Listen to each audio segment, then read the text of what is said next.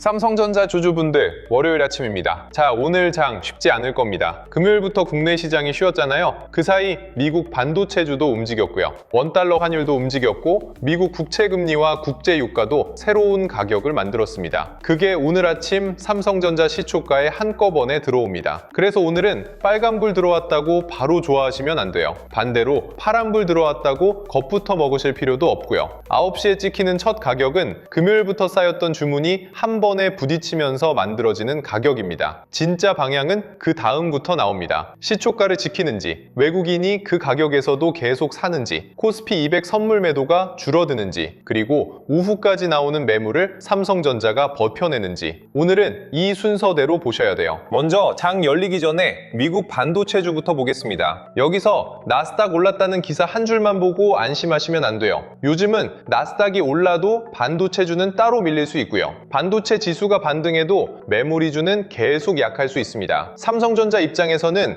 엔비디아 하나보다 마이크론 흐름이 더 중요할 때가 많거든요. 엔비디아는 버텼는데 마이크론이 계속 밀렸다. 그러면 AI 투자 기대는 살아있어도 메모리 가격과 이익 전망은 아직 불안하다는 뜻일 수 있어요. 반대로 마이크론이 필라델피아 반도체 지수보다 강하게 버텼다. 그러면 적어도 시장이 메모리 업황 자체가 완전히 무너졌다고 보는 건 아닐 수 있습니다. 그러니까 오늘 아침에는 미국 반도체주가 올랐다, 내렸다로 끝내지 마시고요. 메모리주가 시장보다 강했는지를 따로 보셔야 됩니다. 그리고 미국 반도체주의 종가만 보시면 안 돼요. 장중에 어떻게 움직였는지도 보셔야 합니다. 장 초반에는 강하게 올랐는데 종가로 갈수록 상승분을 다 반납했다. 이건 위에서 팔려는 물량이 아직 많다는 얘기예요. 반대로 장 초반에는 크게 밀렸는데 종가로 갈수록 계속 올라왔다. 그러면 낮은 가격에서 받아가는 자금이 있었다는 거죠. 오늘 삼성전자 시초가는 미국장 종가를 반영하겠지만요. 장중 방향은 그 종가가 어떤 과정으로 만들어졌는지까지 영향을 받습니다. 숫자 하나보다 흐름을 보셔야 돼요. 그 다음은 원달러 환율입니다. 오늘 이거 정말 중요합니다. 삼성전자는 수출 기업이니까 원화가 약하면 실적에는 도움이 될 수 있죠. 그런데 오늘 하루 주가만 놓고 보면 외국인의 환차손 부담이 더 먼저 들어옵니다. 삼성전자 주가가 반등해도 원화가 더 빠르게 약해지면 외국인 입장에서는 실제 수익이 줄어들거든요. 그래서 미국 반도체주가 반등했는데 원달러 환율까지 크게 올라 있다. 그러면 시초가는 올라와도 외국인이 그 가격에서 계속 따라붙지 않을 수 있어요. 오늘 가장 좋은 그림은 미국 반도체주가 버텨주고요. 원달러 환율까지 같이 내려오는 겁니다. 이 두 개가 같이 나와야 외국인이 삼성전자를 다시 담기 편해집니다. 미국 국채금리도 같이 보세요.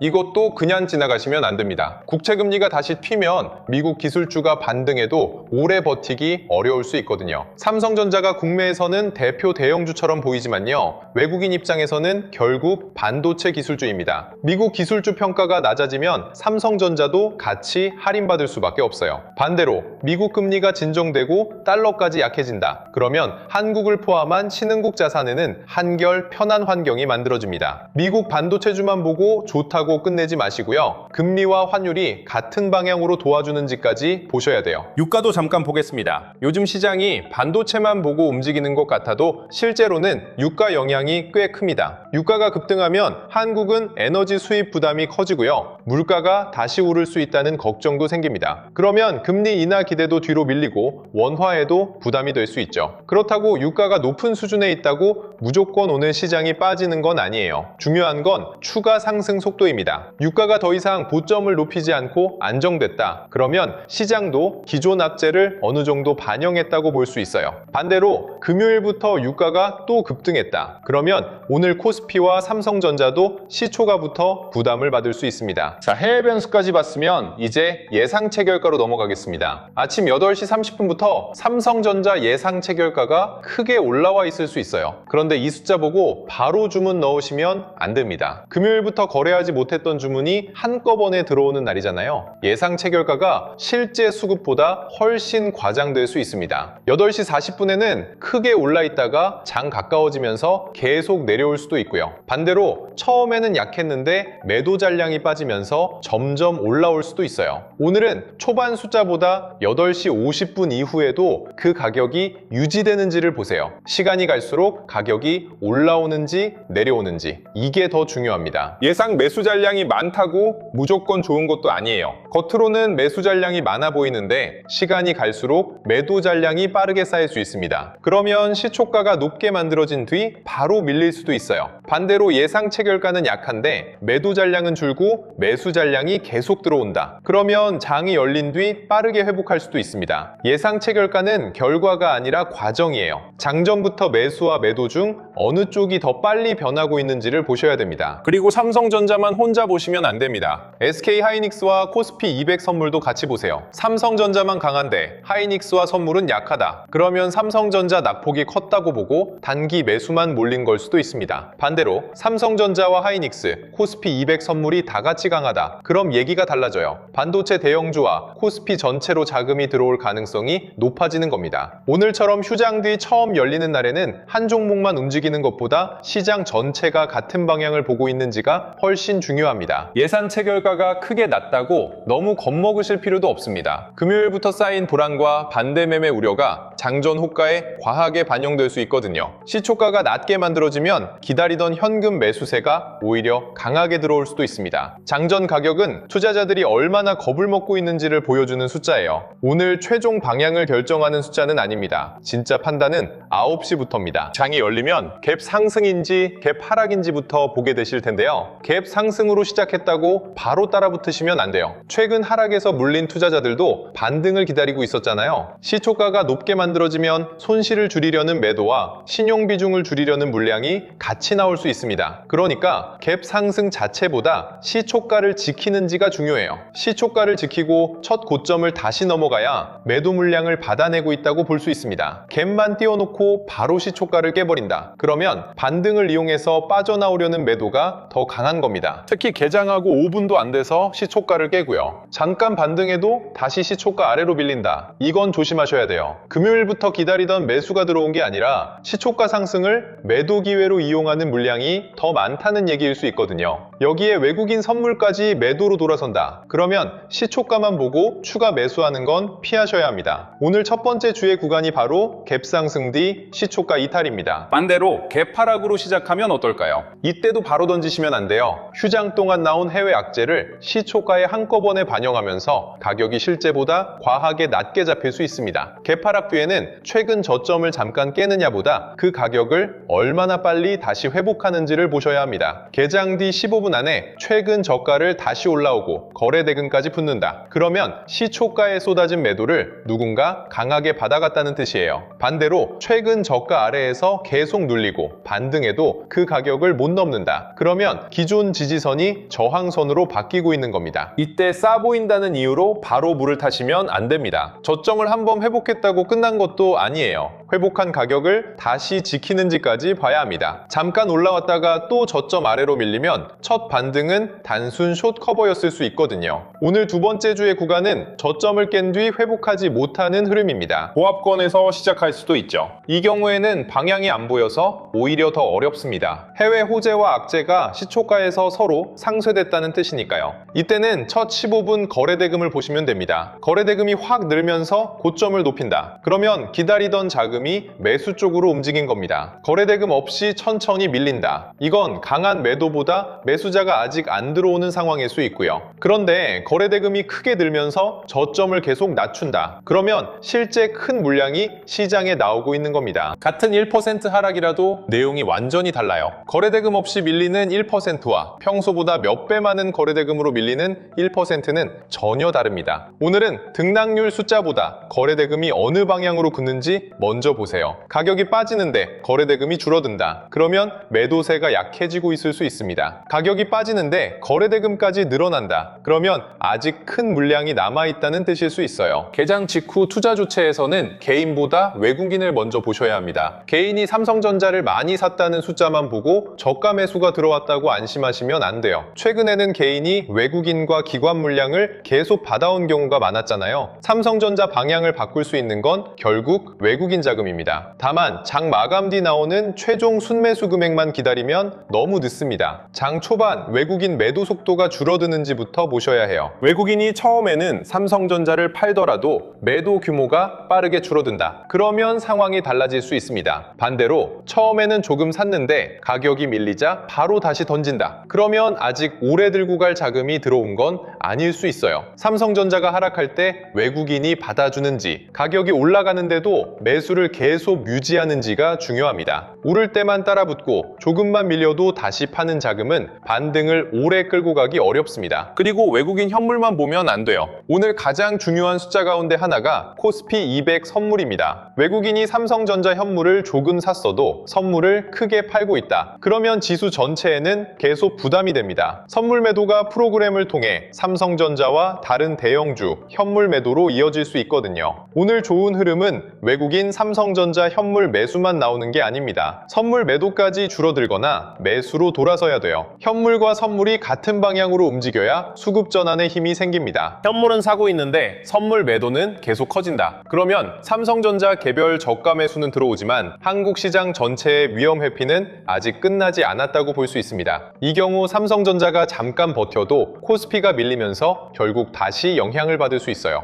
오늘 세 번째 주의 구간은 삼성전자 외국인 매수만 보고 안심했는데 선물 매도가 계속 확대되는 경우입니다. 프로그램 매매도 같이 보겠습니다. 삼성전자가 오르는데 프로그램 전체는 계속 순매도다. 그러면 삼성전자 개별 매수로만 버티고 있을 수 있어요. 그런데 프로그램 매수가 삼성전자와 하이닉스뿐 아니라 금융, 자동차, 조선 같은 대형주로 같이 번진다. 그러면 지수 자금이 돌아오기 시작했다고 볼 근거가 생깁니다. 삼성전자 혼자 오르는 것보다 코스피 대형주가 같이 움직이는 반등이 훨씬 좋습니다. SK 하이닉스와의 상대 강도도 꼭 비교해보세요. 하이닉스는 크게 반등하는데 삼성전자는 거의 움직이지 못한다. 그러면 HBM 선두주에만 단기 자금이 들어오는 흐름일 수 있습니다. 반대로 하이닉스는 흔들리는데 삼성전자는 최근 저점을 지킨다. 그러면 낙폭이 컸던 삼성전자 쪽으로 방어 자금이 이동하고 있을 수 있어요. 가장 좋은 건 두 종목이 같이 반등하면서 코스피보다 강하게 움직이는 겁니다. 그때부터 한국 반도체 전체의 공포가 진정되고 있다고 볼 수 있어요. 9시 30분이 지나면 첫 고점과 첫 저점이 어느 정도 만들어집니다. 이때부터는 첫 반등보다 두 번째 눌림을 보셔야 돼요. 개장 직후 급등은 생각보다 쉽게 나올 수 있거든요. 공매도 물량을 대사는 숏 커버와 시초가 저가 매수만으로도 강하게 틀 수 있습니다. 그런데 한번 올라갔다가 다시 눌릴 때 첫 저점보다 높은 위치에서 버틴다. 그러면 매도 물량이 줄어들고 있다는 뜻입니다. 반대로 첫 반등 뒤 바로 첫 저점을 깨버린다. 그러면 아직 매수세가 물량을 감당하지 못하고 있는 겁니다. 오늘 방향은 첫 상승보다 두 번째 눌림에서 더 정확하게 나올 가능성이 큽니다. 오전 10시가 넘어가면 장 초반 주문이 어느 정도 정리됩니다. 그때부터 외국인 매수가 계속 이어지는지를 보세요. 9시에는 외국인이 샀는데 10시부터 바로 물량을 내놓기 시작한다. 그러면 첫 반등은 오래 들고 가려는 자금이 아니었을 수 있습니다. 반대로 10시 이후에도 외국인 현물 매수가 이어지고요. 선물 매도까지 줄어든다. 그러면 단순 낙폭과 대반등에서 한 단계 더 나아갈 수 있어요. 코스피 지수만 빨간색인지 보지 마시고 상승 종목 수도 같이 보셔야 합니다. 삼성전자와 하이닉스만 올라도 시가총액이 워낙 크니까 코스피는 충분히 반등할 수 있어요. 그런데 실제로는 대부분 종목이 하락하고 있다. 그러면 시장 전체 공포가 해소된 건 아닙니다. 반도체에서 시작된 매수가 금융과 자동차, 조선, 소비재까지 번지는지 보셔야 해요. 상승 종목 수가 계속 늘어나야 반등폭도 넓어집니다. 코스닥도 같이 보세요. 코스피 대형주만 오르고 코스닥은 계속 밀린다. 그러면 위험을 감소하는 자금이 돌아온 게 아니라 유동성이 좋은 대형주로 잠깐 피신한 걸 수 있습니다. 반대로 코스피와 코스닥이 같이 저점을 높인다. 그러면 시장 전체 강제 매도가 진정되고 있다는 신호가 될 수 있고요. 그런데 삼성전자는 약한데 코스닥 테마주만 급등한다. 이건 대형주에서 빠져나온 단기 자금이 작은 종목으로 옮겨간 것일 수 있어서 오래 이어지기 어렵습니다. 오전 11시쯤에는 환율을 다시 보셔야 돼요.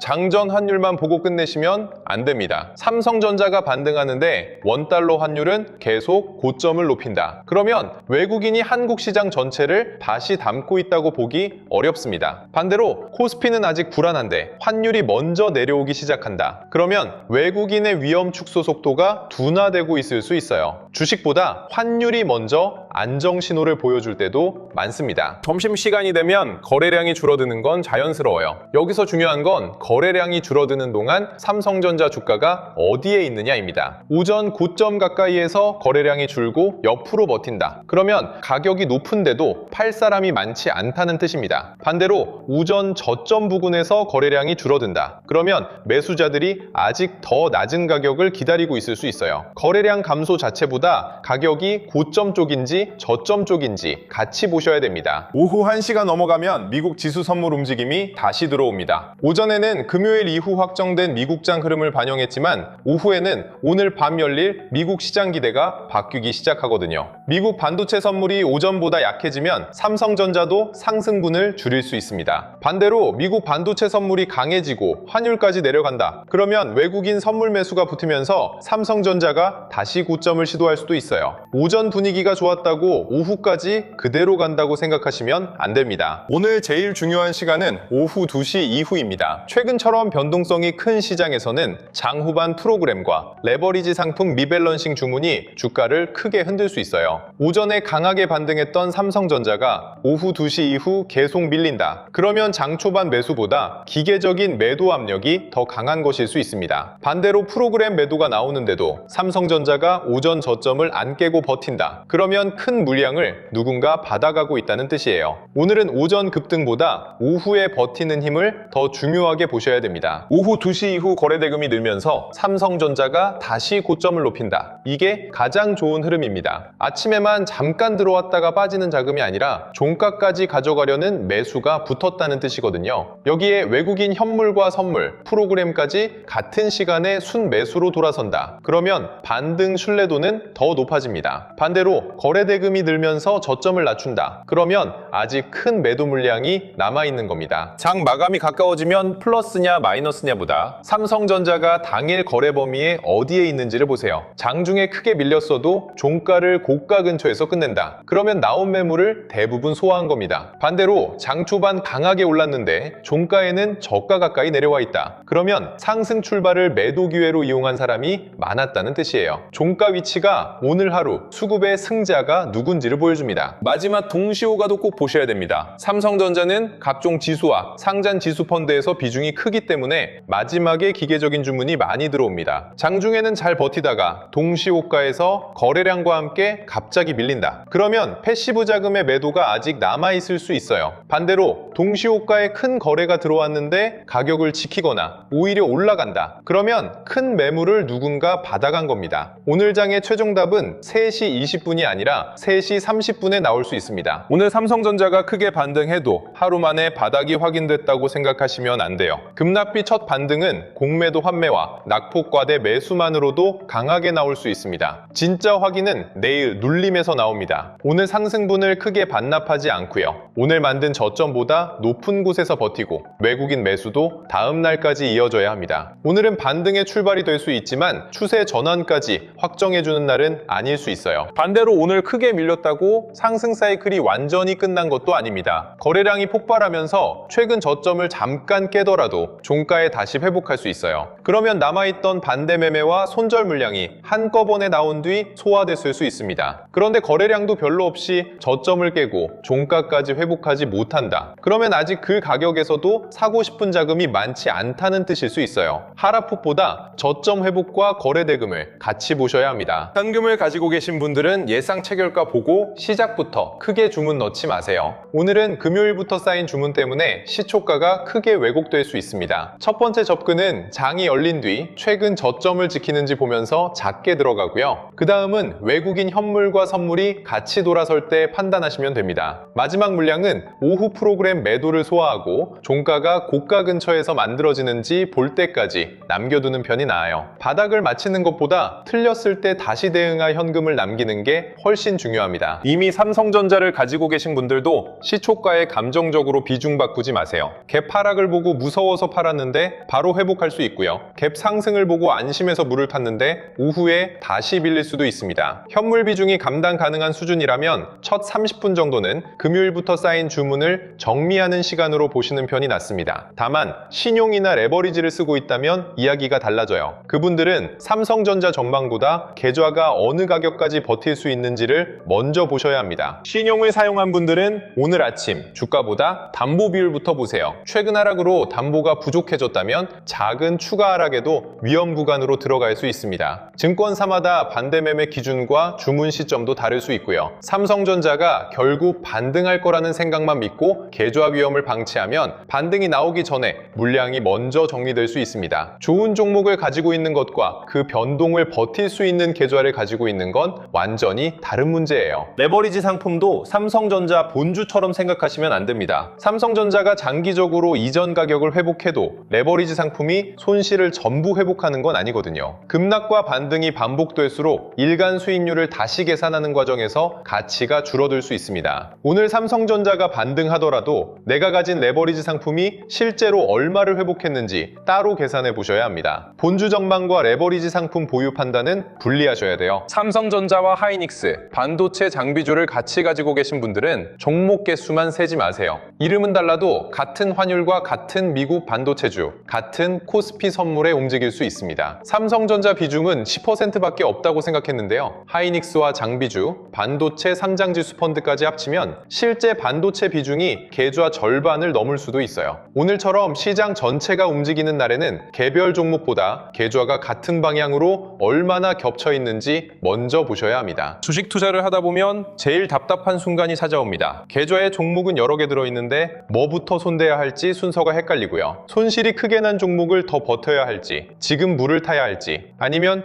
일부를 먼저 줄여야 할지 판단이 안 서는 순간이 오거든요. 특히 오늘처럼 시초가부터 크게 흔들릴 수 있는 날에는 기준 없이 화면만 보고 있다가 가장 불리한 가격에서 결정을 내리기 쉽습니다. 그래서 이번에는 보유 종목 화면을 캡처해서 올리기만 하면 내 계좌가 어느 종목에 과도하게 몰려 있는지, 손실은 어디에 집중되어 있는지, 그리고 어떤 종목부터 먼저 점검해야 하는지 우선순위까지 보여주는 무료 포트폴리오 진단 리포트를 준비해놨습니다. 현재 사용하고 있는 증권사 앱의 잔고 화면만 올리면 되고요. 종목명과 평가 금액, 수익률을 자동으로 읽어서 계좌의 비중과 손실 구간을 정리해줍니다. 조합점수와 계좌 등급, 가장 큰 비중을 차지한 종목, 종목별 비중 그래프까지 한눈에 확인하실 수 있어요. 특정 종목을 무조건 사라거나 팔라고 찍어주는 방식이 아니고요. 내 계좌 구조를 객관적으로 펼쳐놓고 뭐부터 봐야 할지 순서를 잡아주는 무료 진단이라고 보시면 됩니다. 삼성전자 비중은 작아 보여도 같은 방향으로 움직이는 반도체 종목이 여러 개 겹쳐 있을 수 있고요. 손실률이 가장 큰 종목보다 실제 투자금이 가장 많이 들어간 종목부터 점검해야 할 수도 있습니다. 진단 결과를 본 뒤 조금 더 구체적인 기준이 필요한 분들은 결과 화면 안에서 전문가 추가 점검도 신청하실 수 있습니다. 현재 계좌 상태와 현금 비중, 손실 구간을 바탕으로 하락장이 끝난 뒤 관심 있게 볼 히든 종목군, 상장지수 펀드 매매 정보와 대응 기준, 현재 보유 종목에 대한 추가 점검, 그리고 상승장에서 수익을 기대할 수 있는 종목군과 하락장에서 대응할 수 있는 방법까지 함께 안내받으실 수 있습니다. 여기에 세력단과 지지선 계산기, 글로벌 AI 자금 순환 맵, 보조지표 템플릿, 실전 매매 전략 노트, 시크릿 책자 3권과 주도주 알림센터까지 같이 보실 수 있게 준비해놨습니다. 그리고 다른 채널처럼 신청만 받아놓고 나중에 연락드리겠습니다, 순서대로 안내해드리겠습니다, 며칠 기다리시면 보내드리겠습니다, 이런 방식이 아니에요. 신청 버튼을 누르시면 바로 무료 포트폴리오 진단 페이지로 연결되고요. 기다릴 필요 없이 그 자리에서 보유 종목 화면을 올려 직접 확인해 보실 수 있습니다. 화면 아래 구독과 좋아요 버튼 눌러주시고요. 댓글창에 구독 완료라고 남겨주세요. 설명란이나 고정 댓글에 있는 링크로 들어가 신청하시면 지금 바로 무료 포트폴리오 진단부터 확인해 보실 수 있습니다. 자, 오늘 삼성전자에서 볼 순서 마지막으로 한 번만 잡아드릴게요. 장전에는 마이크론을 포함한 미국 반도체주와 원달러 환율을 보시고요. 개장 직후에는 갭 상승인지 갭 하락인지 보다 시초가와 최근 저점을 지키는지 보셔야 돼요. 오전에는 외국인 삼성전자 현물과 코스피 200 선물이 같은 방향으로 움직이는지 보시고요. 오후 2시 이후에는 프로그램과 레버리지 리밸런싱 물량을 삼성전자가 받아내는지 보시면 됩니다. 마지막에는 동시호가 거래량과 종가가 당일 고가와 저가 가운데 어디에 있는지 확인하시면 돼요.